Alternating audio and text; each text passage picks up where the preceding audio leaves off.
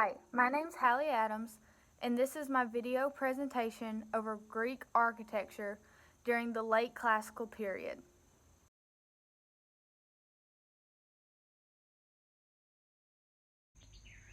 To start off as an overview, architecturally, the late classical period was a time for great innovation and experimentation.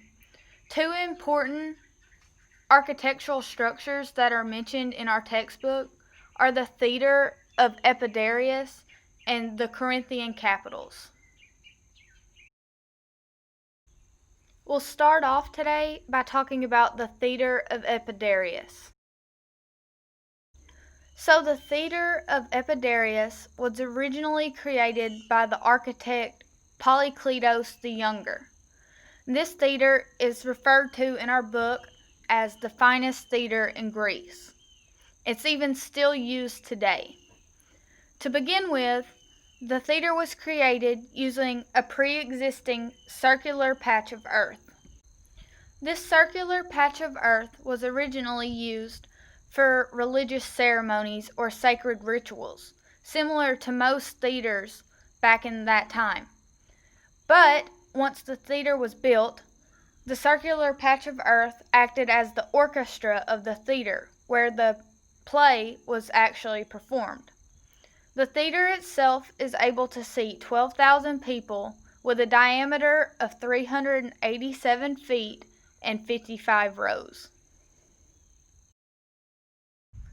The other important architectural structures that I wanted to mention today are the Corinthian capitals.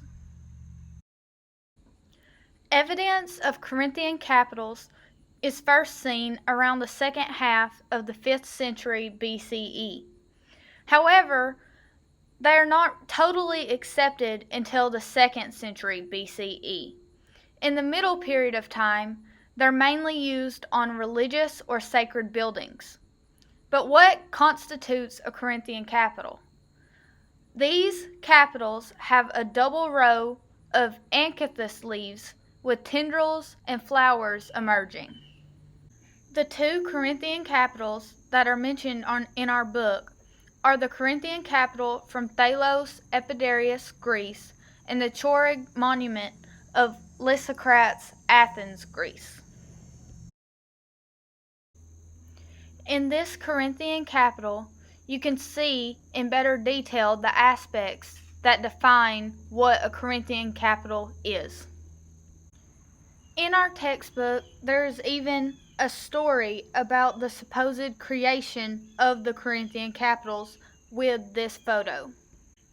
The story goes that a maiden took a basket and placed it on a grave as a monument, and she placed a tile on top of this basket so that it would remain there for a long period of time. But underneath the basket, there was an acanthus plant.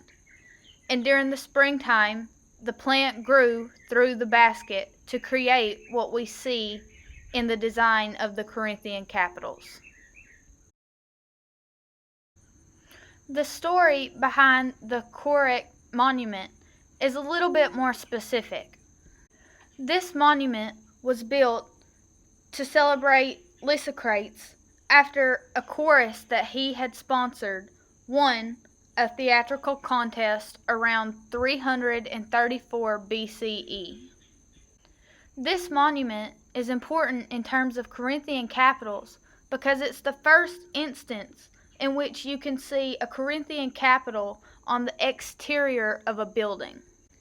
This can be seen through the Corinthian columns that are on the side of the monument, as well as the Corinthian capital that also sits on the top of the monument. It is also believed that the trophy that Lysicrates won for the theatrical contest once sat upon this Corinthian capital, at the very top of the Chorig monument. I have included here a list of my sources that I used for research in this project. Thank you for watching. This concludes my presentation.